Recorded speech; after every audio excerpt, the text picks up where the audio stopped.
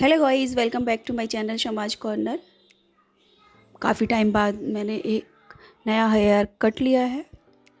इससे पहले मैंने 3 साल या 2 साल पहले का हेयर कट लिया था और कोविड की वजह से मेरे काफ़ी बाल बढ़ गए थे, लेकिन मेरा दिल इन्हें कटवाने का नहीं कर रहा था। जब मैंने मॉल में सैलून देखा तो मैंने कट कराने का यानी बालों को कटवाने का दिल बनाया और इन्हें कटवाए।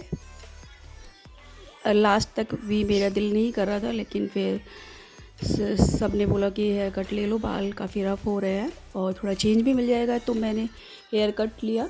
और ये हेयर कट सच में बहुत ही अच्छा था और मुझ पर काफ़ी सूट कर रहा था, सब लोग तारीफ़ कर रहे थे।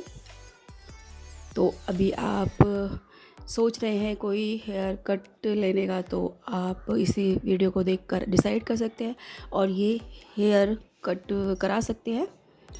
मुझे ये बताया कि ये हेयर कट फुल फेदर है। मैंने तो उन्हें कोई पिक्चर दिखाई थी, तो उसी में से देखकर उन्होंने बताया कि ये फुल फेदर कट है।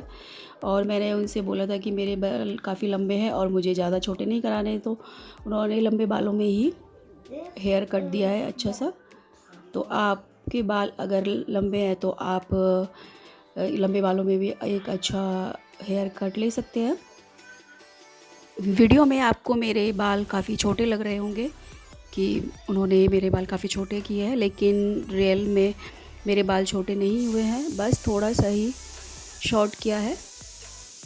और इतना शॉर्ट करना ज़रूरी था, अगर वो इतना शॉर्ट नहीं करते तो हेयर कट अच्छा नहीं आता। तो उन्होंने मेरे बाल बहुत ज़्यादा नहीं काटे हैं, बस थोड़े से ही काटे थे और वो हेयर कट के लिए ज़रूरी था। मैं उनसे पूछ रही थी कि हमें बालों में कौन सा कलर करना चाहिए, क्योंकि मेरे बाल काफ़ी ग्रे हो रहे थे। तो मैं मेहंदी लगाती थी और साथ में लोरियल का हेयर कलर लगाती थी। उन्होंने मुझे बताया कि मेहंदी नहीं लगानी चाहिए बालों में, मेहंदी से बाल काफ़ी ख़राब हो जाते हैं।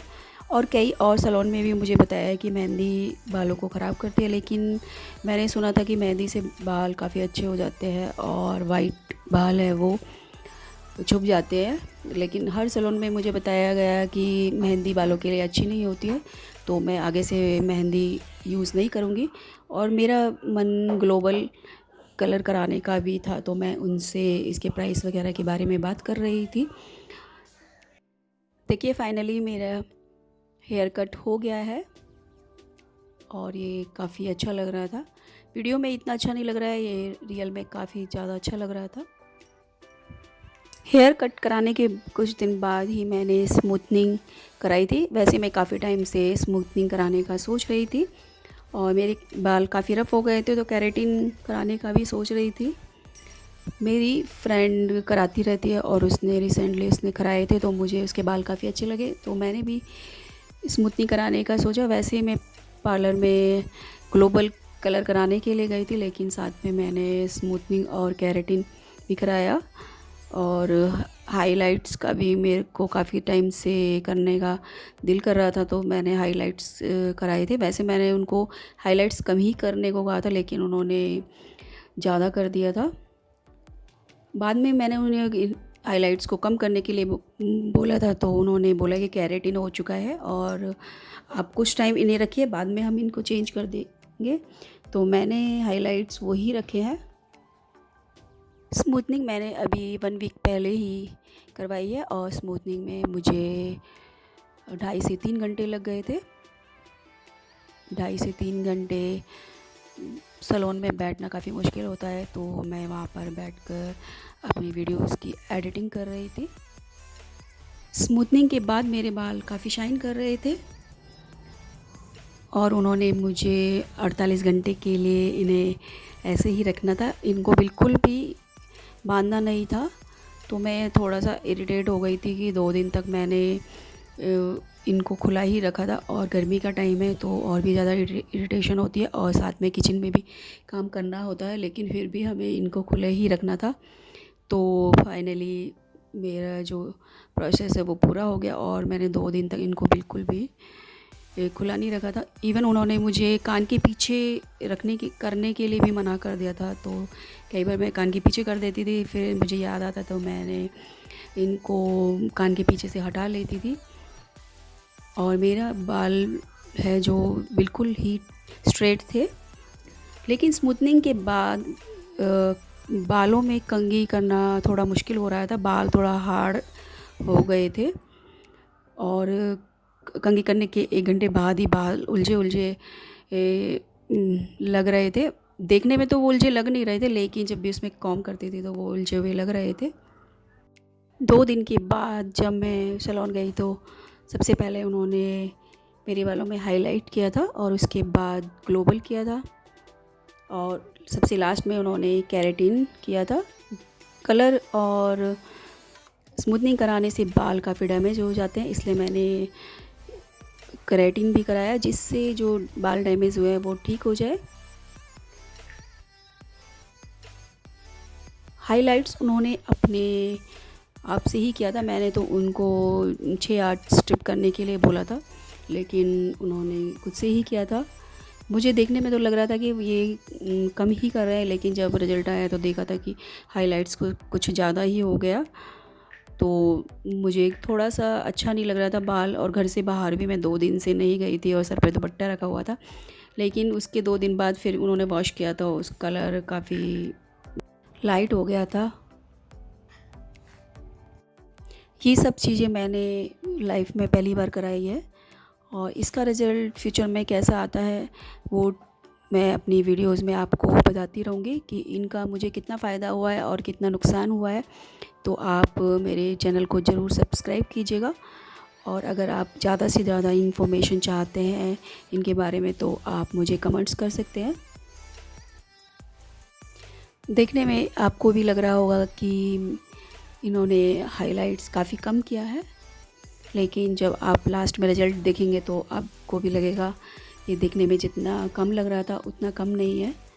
बाद में ये काफ़ी ज़्यादा हाइलाइट्स दिखाई दे रहे थे और जब लोगों ने देखा तो उनको वैसे पसंद आया और ये सबको दिखाई दे रहे थे कि मैंने बालों को हाइलाइट्स कराया। वैसे मैंने बालों में हाइलाइट्स कम ही कराना चाहती थी ताकि ये लोगों को ज़्यादा ना दिखाई दे, लेकिन कोई नहीं, ज़्यादा हो गया लेकिन अच्छा लग रहा है, सबने इसकी तारीफ़ की है। मैंने अपने साथ साथ चार्वी का भी केराटिन कराया है, तो इसका केराटिन का जो वीडियो है मैं आगे अपलोड करूँगी।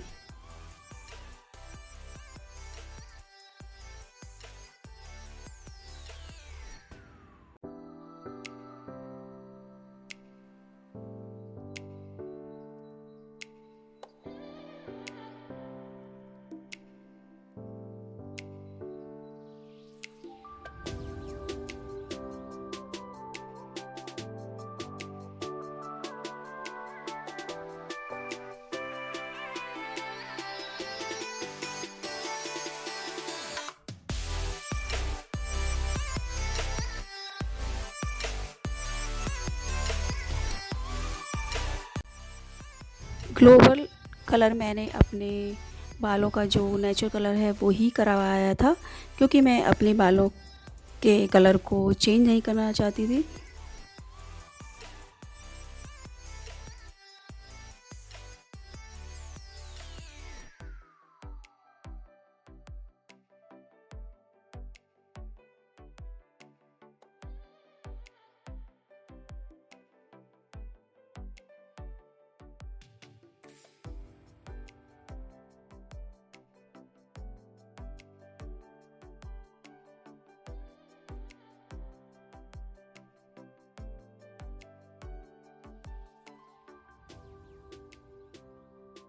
अभी मेरे बालों में केराटिन हो रहा है और इन सारे प्रोसेस में मुझे 3.5 से 4 घंटे लग गए थे सैलून में। मैं सैलून 3 बार गई थी। उन्होंने मुझे सैलून में 2-2 दिन के बाद बुलाया था, यानी मुझे अपने बालों को 48 आवर्स रखना था। केराटिन कराने के बाद मेरे बालों में थोड़ी सी जलन होने लगी थी। इवन 4वीं के आइज़ में तो ज़्यादा जलन हो रही थी। तो आप इस बात का ध्यान रखिए कि आप अपनी आइज़ को बंद ही रखें, और अगर आपकी आइज़ ज़्यादा सेंसिटिव है तो आप केराटिन नहीं कराइएगा, या अगर आप केराटिन कराना चाहते हो तो उसे जल्दी से वॉश कर लीजिएगा। आपको मेरे बालों में हाइलाइट्स ज़्यादा दिखाई दे रहे हैं, लेकिन जब आगे आप देखेंगे कि वॉश होने के बाद मेरे बालों में हाइलाइट्स काफ़ी फीका पड़ गया था, जो मुझे चाहिए भी था।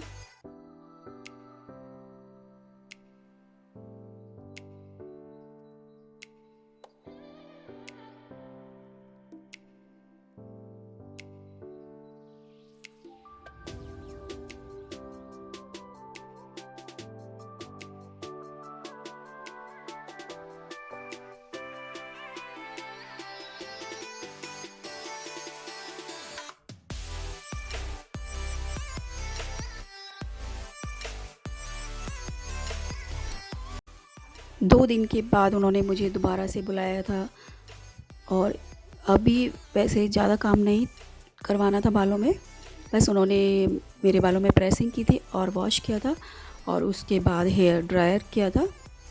और मेरे बालों का जो सारे प्रोसेस है, केराटिन, ग्लोबल हाइलाइट्स और स्मूथनिंग, सारे कंप्लीट हो गए थे। आप देख रहे हैं कि मेरे बालों में जो हाइलाइट्स का कलर है वो काफ़ी हल्का हो गया है, और ये अच्छा दिखाई दे रहा है। उन्होंने बोला है कि 1-2 वॉश के बाद ये और हल्का हो जाएगा, और जिससे ये और भी अच्छा लगेगा, क्योंकि मैं हल्का ही कलर चाहती थी।